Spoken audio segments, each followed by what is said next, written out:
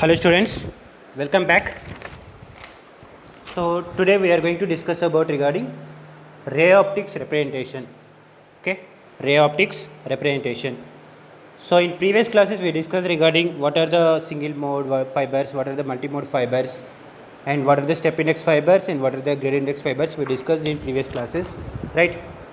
So now ray optics representation. Actually in multi-mode step index fibers, the optical waveguide can be represented in two types. Okay, the optical waveguide is represented in two types of rays. So those are, first one, skew rays and meridional rays. Okay, now coming to the first one, skew rays. Okay, skew rays follows a helical path. Okay, skew rays follows a helical path along the fiber, and they are not confined into a single plane.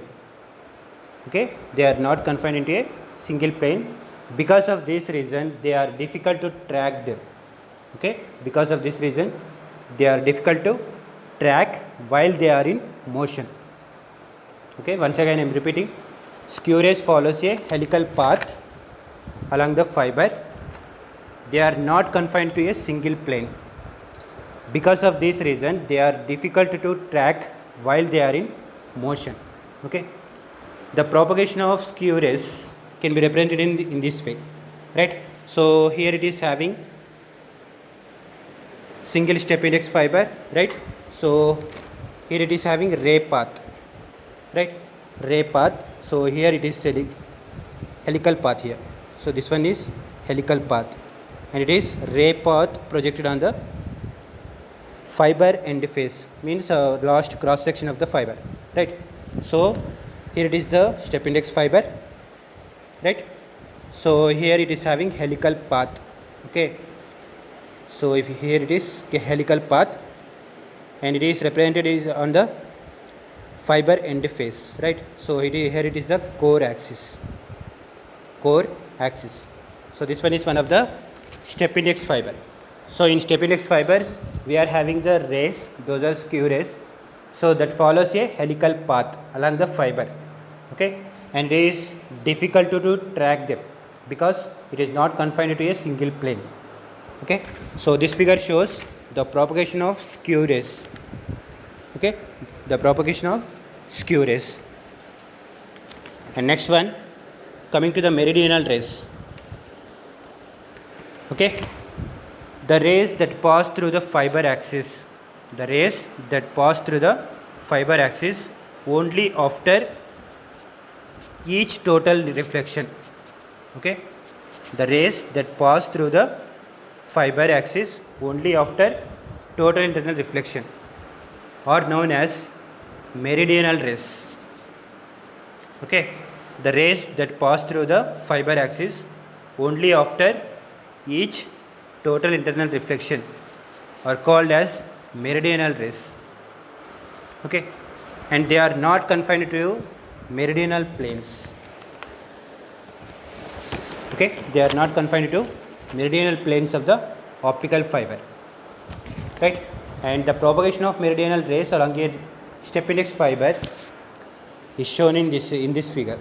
Okay, the propagation of meridional rays along a step index fiber is shown in figure. Already you know about this one, right?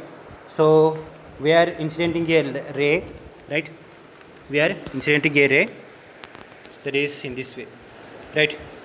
So this one is incident ray, right? Here it is angle of incidence, right? Here I am increasing this angle, right? Here I am increasing this angle, it will go in this way, right?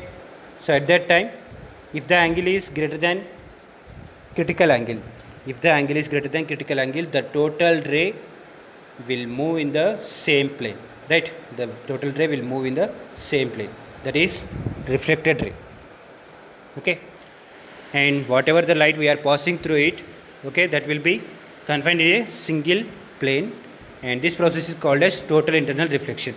Okay, and if you rotate this angle from the core axis, okay, if I rotate this angle in this way. Okay, so it will become a cone, and that cone is called as acceptance cone. So already you know that acceptance cone is derived by rotating the acceptance angle. Right, so whatever the rays that are passing through this fiber axis, right, so those rays are called as here meridional rays. Right, so these are the rays which are represented in multi-mode step index fiber. Right, so today we discussed regarding skew rays, meridional rays.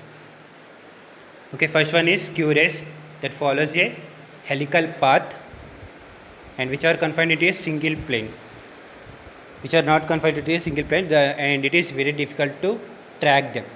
Okay, those are the skew rays. And meridional rays, these rays follows a fiber axis.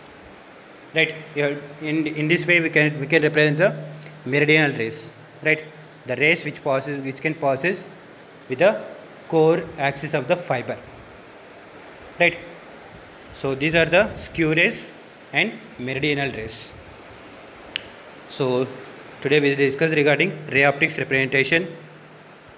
Right, so with this today class is over. Okay, ray optics representation. So in this ray optics representation we have to mention both skew rays and then meridional rays. Okay, thank you all. Thank you.